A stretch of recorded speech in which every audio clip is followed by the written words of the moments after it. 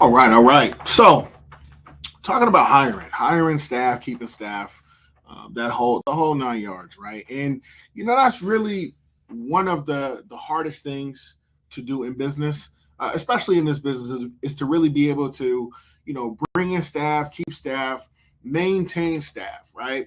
And I was always the person, especially when I first started hiring. My biggest thing was I want to be the boss that I never had. I want to be that person for my staff. And the truth is, that really it doesn't work. It doesn't work that way. I mean, there are things that you can do to make it more pleasurable, more meaningful for your staff when they're actually coming into work, they're doing their job. You can make the culture a great place, but leading from the position that I was leading from, where it's like I want to be that guy. I want to be the person that my staff. I want to be that boss that I wish that I would have had. Like, listen, it doesn't work. It didn't work the way that I did it. So how did I get to this point, right? How am I here? Why are we talking about this right now? You know, I was this is actually just the past weekend. I'm out riding around, me and my wife, and we get a call from the field manager that says, such and such. Well, this is probably one of our latest employees. They called. They said, there's an emergency. They have to leave town. They got to leave the country. They're not going to be able to take care of the account, right? It's no big deal, right? I understand. There's things go on. I just went through my own situation with family not too long ago, so I completely understand. I completely get it. I didn't even trip about it. We have the system in place. We have everything in place so that we're able to make sure that, okay, we'll get the keys, we'll get all the equipment, we'll get everything we need, and then we'll go ahead and slot somebody else in. I'd already had planned for it.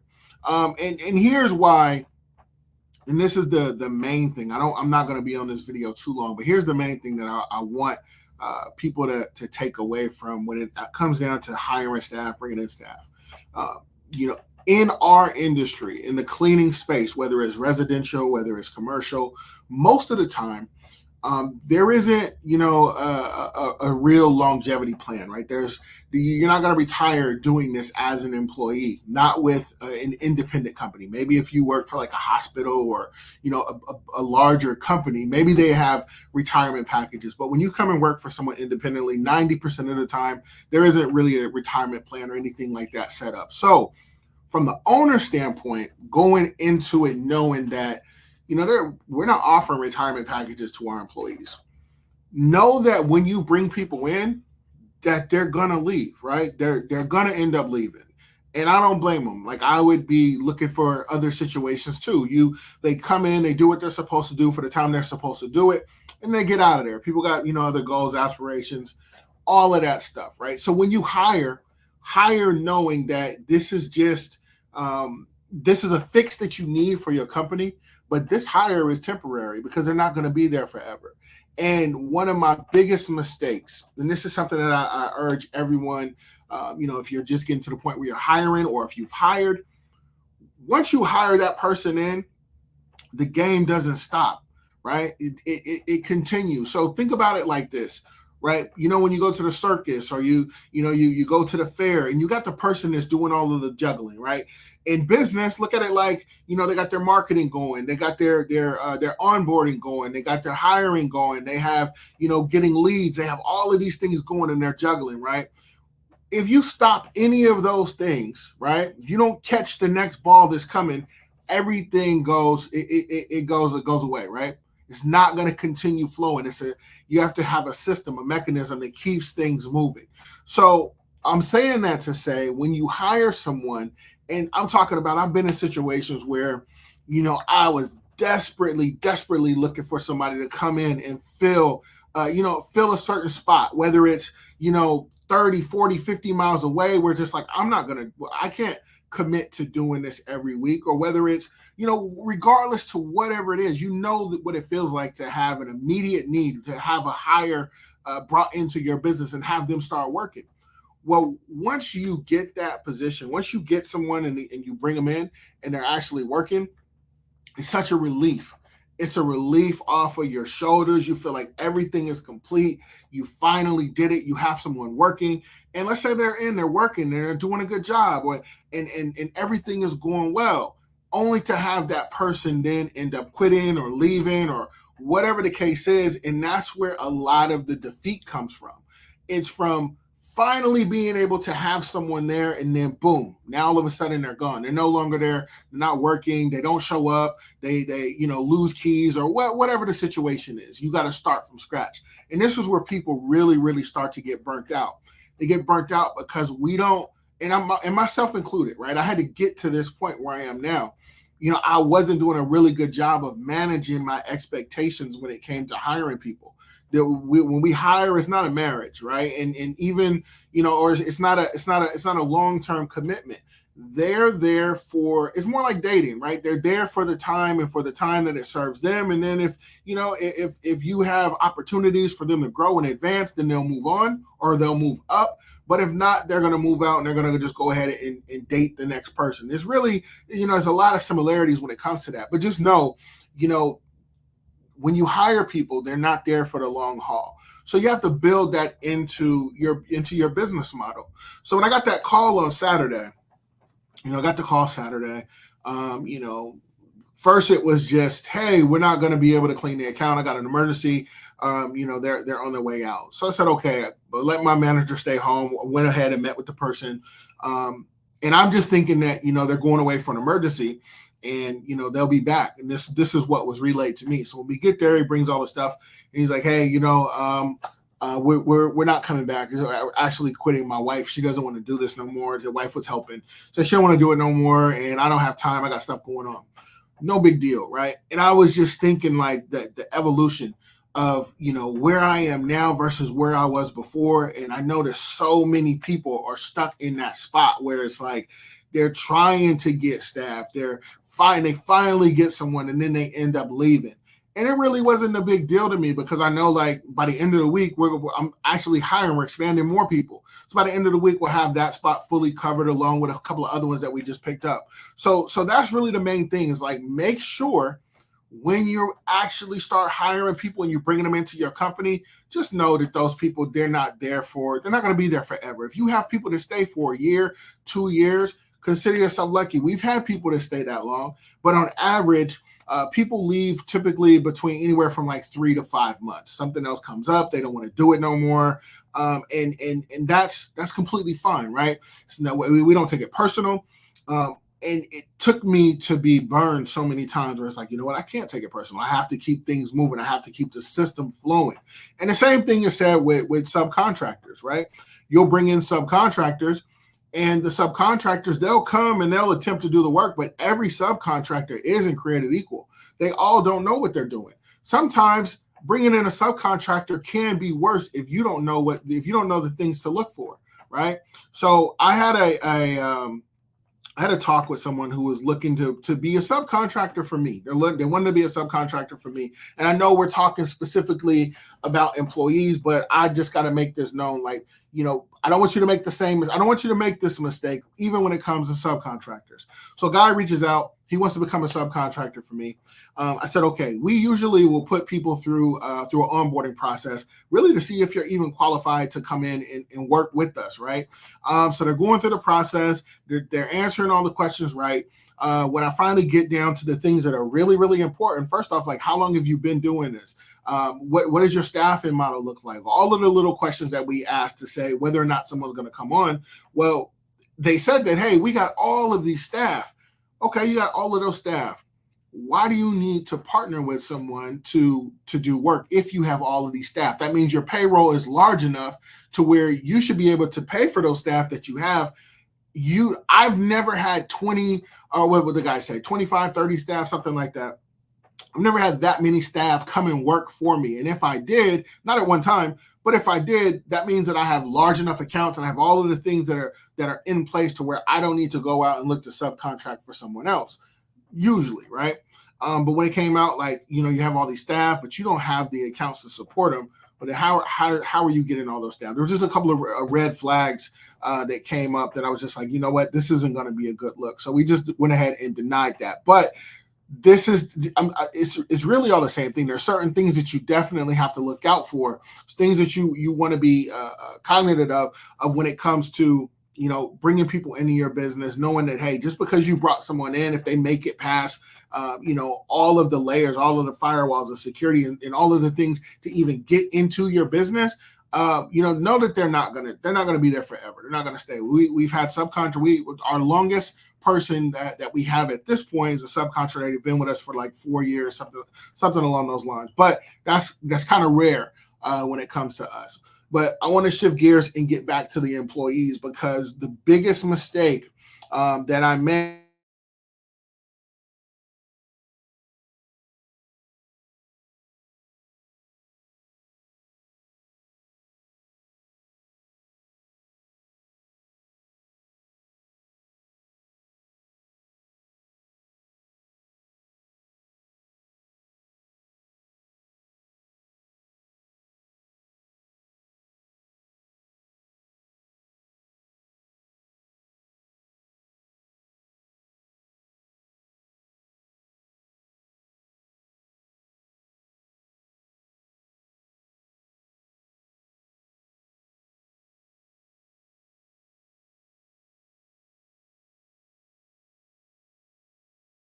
friendly, you're too buddy buddy with your staff, it leads to problems, man. I'm telling you, like, it leads to a lot of different problems, right? And one of the biggest things that it leads to is difficulty in making really tough decisions, because you've been on the other side asking for, I've been on the other side, hey, can I get this time off so I can go do this? Hey, can I go do this? It's my such and such birthday. Is this going on? Is that going on? I've been on the side where I'm asking those particular questions. And you know, my boss had to make you know, a tough decision. When you have policies and when you have procedures and you have your own business and everything is riding on your shoulders, it's always best to go with what's best for the company, what's best for the business. And you follow what's best for the business by following all of your policies, following your procedures. That way there are no gray areas, because what's going to happen is you could put yourself in a situation where if you do it for this person but you don't do it for that person, it kind of looks like favoritism, and favoritism looks like, you know, discrimination and all of these other different things. So just stick to the script. Always follow the policies, follow your procedures. That way you're not caught up in a situation where you have to, someone's potentially pulling on your heartstrings to make a decision where that you otherwise wouldn't make under different circumstances. Guys, I'm telling you this because I've been on both sides of the fence. Like, and I've done this. I've been the boss that I've always wanted to be, and it didn't work out, right? So you have to, you know, be you're the guide, or you're the protector of your business, right? That's your role. That's your position, to do what's best for the business. You're the parent of the business. Just like you wouldn't let your kids just do whatever, right? Well, some people would, but you know, your role is to be the protector of your business, right? And you know, being that friendly boss, being okay, everything's cool, haha, yeah, you come in late, it's okay. That's also going to lead to a lack of respect for you in your position and in your business, right? There are things that we have in place every single time that we go out and clean, right? When my staff are out and they're cleaning, there are procedures, there are processes that are put into place. And if my staff don't respect me, then they're not going to respect the policies and the procedures that are put in place, right? And I'm telling, again, like, I'm telling you this because I've been that boss. So what am I talking about, right? Policies, procedures. What are the things that we do on a regular basis? So when we go into an account, right? It's in our training. The first thing you do when you go inside of the account is, obviously, you got the key. You go ahead, you hit the alarm. Once you get the alarm, you go out, you get all of your stuff, come back inside, lock the door for safety purposes. Now, the first thing you need to do is go directly to the cleaning closet. Okay, you're going to go to the cleaning closet, get everything set up. And we also run the water first for our mop water. We mop last, but we run the mop water and all of that stuff first, right? Different reasons for why we do it, but I'm just giving you a crack, just showing you some of the things that we do inside of our business, right? And these are policies, these are procedures that we do inside of our business. Now, once they go through and they do the account, right? They're hitting all of their dusting. They're going to come back. They're going to get all the trash. They're going to vacuum or pull out the chairs so you can see, if there's any trash or anything that's underneath the chairs. They're doing all of the things that they're supposed to do.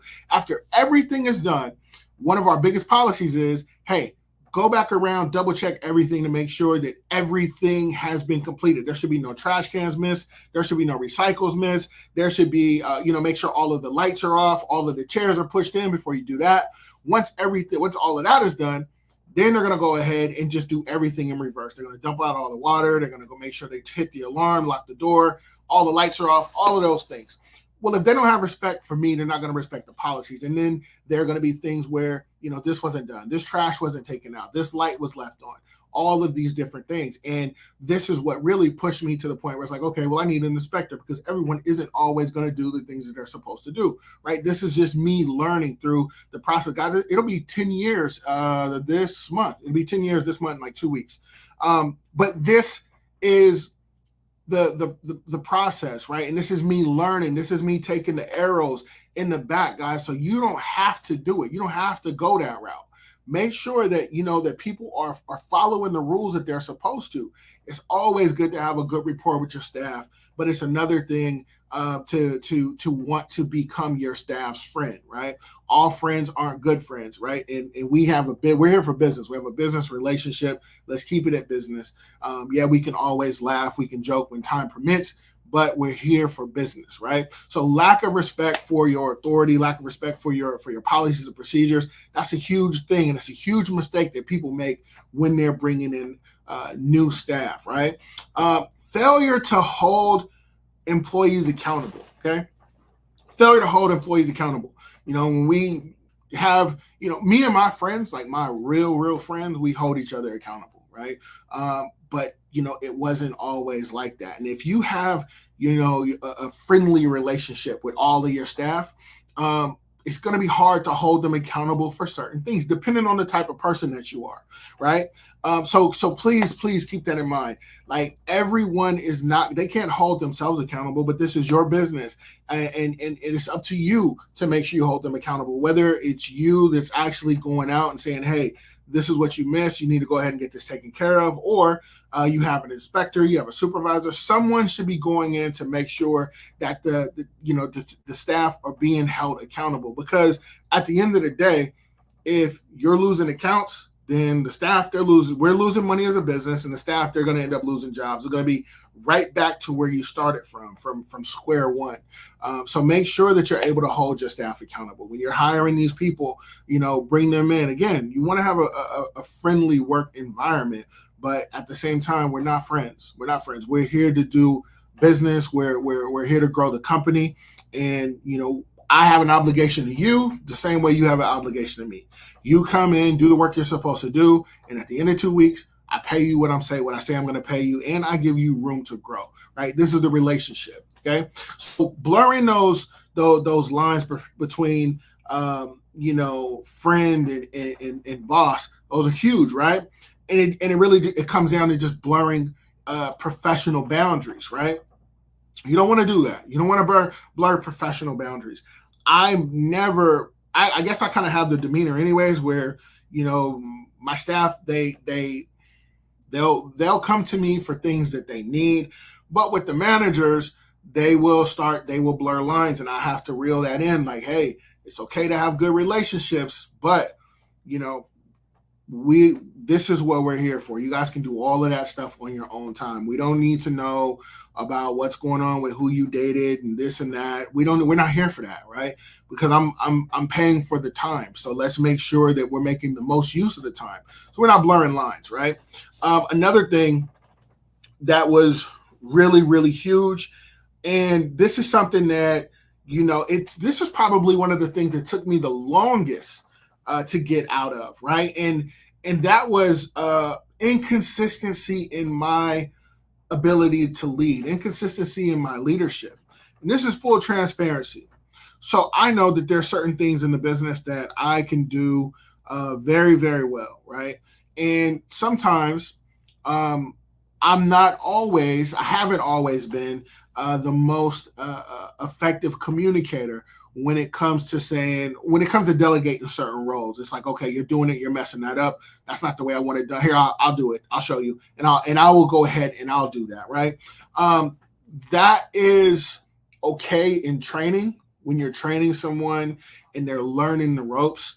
But consistently doing that, it's only going to lead to bigger problems and inconsistency in your cleaning staff and your management staff, right? And this is one of the things that took me a while to get out of. This isn't where I'm at right now. Like, you have to realize, like, I've been doing this for a long time. I didn't just get here. I didn't just.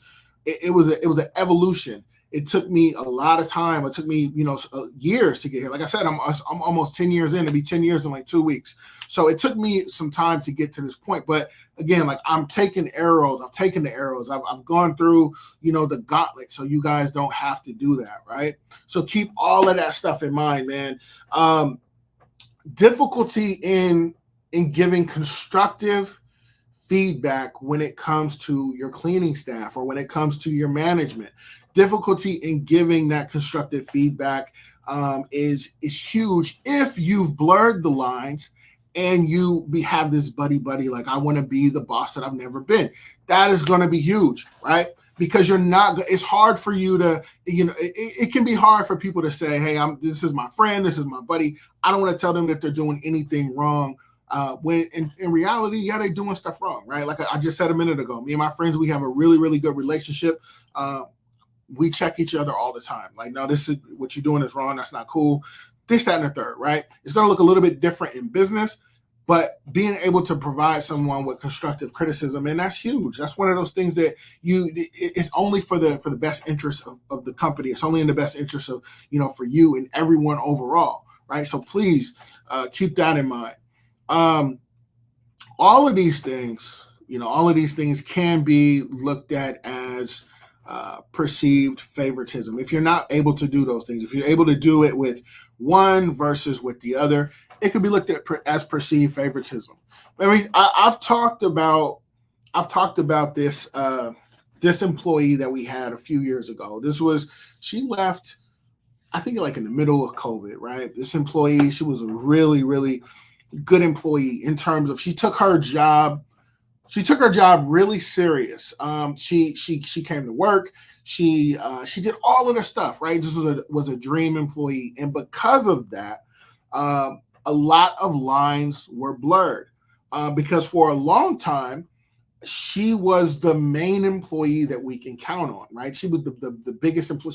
She was the one, right? And a lot of lines got blurred. There were instances where we would hold company meetings and she would show up late and no one would say anything about it, myself included, right? Because I knew the type of performer that she was when she went out and she did her job.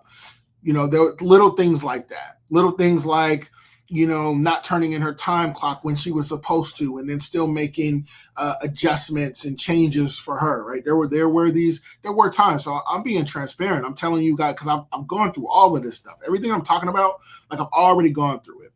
So once our team started getting bigger, once our team started expanding, we put her into a position that she wasn't mature enough for. But aside from that, that's like a completely different video, her being mature enough for the role that we were putting her into. The people around her, the staff around her, started to get a little bit of envy. We never mistreated anyone, but everyone could kind of see, like, yo, this girl, she kind of gets away with a little bit more. And as other people are starting to now come around and she's not getting called out on the things that she's doing that everyone else will get called out on, it kind of gave her a sense of entitlement.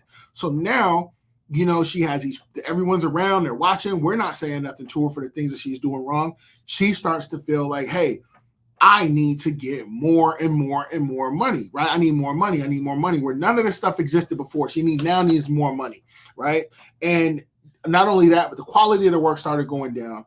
There started to be just a lot of unnecessary drama came from us not, taking the role from me, right? From me. There was other management, but at the end of the day, it falls on me. It came from me not putting my foot down and maintaining the policies, the procedures, and all of the things that even got us to that point to begin with when it came to staff. We ended up losing. Let me give you a result. The result of all of that, right? We ended up losing her, and she took 4 other staff with her. Not like, hey, we got recruited by another company. We're going to quit. We're going to leave your company, and we're just going to quit. You guys got to figure it out. Remember, this was in the middle of COVID. They were giving money out like that. So you're just going to have to figure it out. And I'm not going to lie to you, like that, and that hurt when you lose that many staff at one time for something that could have been avoided. Like that really did hurt. It not only hurt, like, damn, like look at all the stuff we did for this girl, but it also hurt, time wise, hurt my kids, because now I got to go back out and now I'm doing all of the different things. It hurt in so many different ways. So all of this stuff that I'm telling you, man, like I'm speaking really from experience.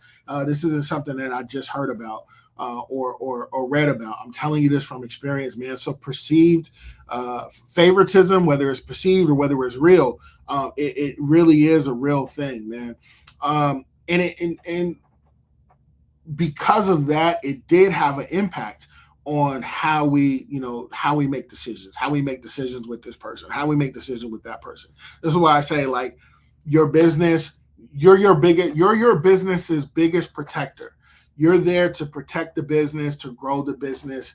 There's no room for, hey, I just want to be the cool boss. Nah, man, don't do it. Don't do it, because at the end of the day, it's not worth it. Like I have a lot of time invested in my business. I have a lot of energy invested in my business. I have so many different things invested into this business.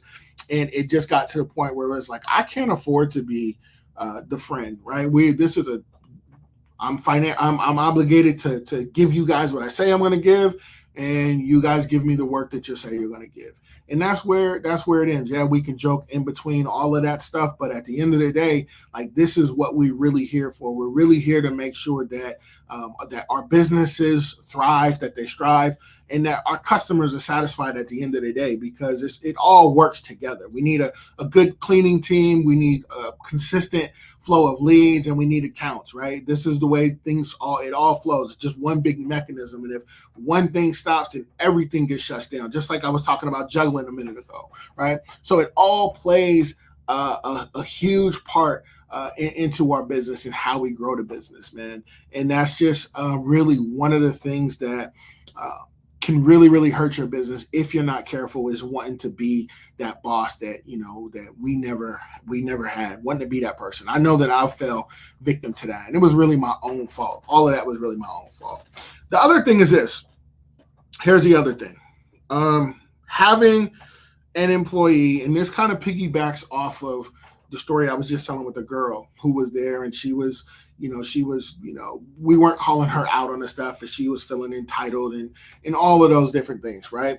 The thing that I wanted to say is, having people in that situation only can hurt your business, and it's always best to get rid of that situation as quickly as possible. No employees should be running your business. When I say running your business, I mean have so much leverage over you to where it's their way or no way. It doesn't happen. And I was on my way to being in a situation with that former employee that I talked about. No employee they should have so much. Now, that doesn't always look like you just, not giving them the talk when they need to talk. Hey, you need to get stuff tightened up. This is where you're slipping. We need to get things squared away, so that way we're able to move forward in a way that's more conducive for you and the company. And I'm not talking about that type of talk. It can look that way if you are overloading that employee with hours, right? And this is something no one talks about. And this is really one of the things that people struggle with when they're first starting to hire. They have their first 2 or 3 hires, is overloading them, overloading subcontractors with more work. This is 2024, guys. In 2023, I lost $250,000, right? This is something that I've touched on, but I've never really dove into, right? I lost over $250,000 by doing what I'm about to tell you not to do, right? Um, Overloading people. This is going to give them a sense of power. This is going to give them a sense of authority in your business because they know that you're going to need them. So I never give employees 40 hours a week anymore. No, we have part-time positions, right? This is what we have. And the reason why I don't give 40 hours anymore is because 40 hours is a lot. That is a lot to train new people on. That's a lot of keys. That's a lot of alarm codes. That's a lot of responsibility to give to one employee to one employee, one subcontractor. It's a lot, right? For the subcontractor, I don't really care so much about the hours, it's more so the dollar amount. But let's talk about the employee with the hours. So you have this employee, right? And this employee is responsible for all of these hours. And they say, hey, I'm not gonna come in. I'm sick. Okay, cool. We'll get it figured out. Next week, hey, I'm not gonna come in. Okay, well, let's get it figured out. If you are just saying, okay, cool, we'll get it figured out. Okay, cool, we'll get it figured out. That's because your system isn't running optimally to say, okay, listen, you've been calling in too many times. This is no longer going to work. If you call in again, we're going to write you up. You don't say that because there's a certain level of fear that you have, that I've had, that damn, if I start really pushing this employee, then they're gonna call out or they're gonna quit. They're gonna go somewhere else. That's giving them way too much power. That's giving them way too much power. Instead, why not give them 20 hours, 25 hours, then bring another employee in? That other employee that you were going to get, or for the first employee, you bring another employee in, give them the remaining hours. So together they have 40, and then cross train both of them. Cross train this employee to know how to work those accounts. Cross train this employee so that they know how to work those accounts. And when one of those employees call in, then you have someone who can work. You can say, hey, I got more hours for you this week, or I got more hours for you today, or I got more hours for you whenever. And they already know how to go and work that account, and vice versa, right? And you still have your hands, right? I know we don't like to go out, we don't like to do the work. I know I don't. But if the situation called for me today, knock on wood, I don't want to do it. There's a lot of layers that got to go through to get to me. But if this was the situation, guys, I'm going to go do the work. Like that's just what it is. Like, this is the business that I chose to be in. This is the business that feeds my family. And if the ball comes to me and I gotta execute, I gotta do what I gotta do, then that's just it. I gotta do what I gotta do, and there's no difference. But build those layers up. Build those layers up so that an employee they're not working 40 hours a week, and they're not working 35 hours a week, where it's like, hey, I'm not coming in. Now you're struggling to figure things out. And because you know what that struggle feels like, an hour before they're supposed to be there, now you're just like, hey, I'm just not going to say nothing to them because it was hard enough for me to find them. I don't want no problems. I don't want them to just quit. Nah, they can't have that kind of power on you, because if they have the kind of power and you have another employee over here, another employee over there, they're going to talk. I promise you, they will talk. They're going to talk. And you're going to have that problem everywhere. It's just going to be a problem that's all over, and you're not going to want that. Now, when it comes to subcontractors, this is where I really lost a lot of bread. I lost a lot of money with subcontractors. And I'm not saying that a subcontractor model is bad. We still use subcontractors. But it was me overloaded. I had this thing. I don't know why. I wanted all of my subcontractors to do 100,000 just with us, right?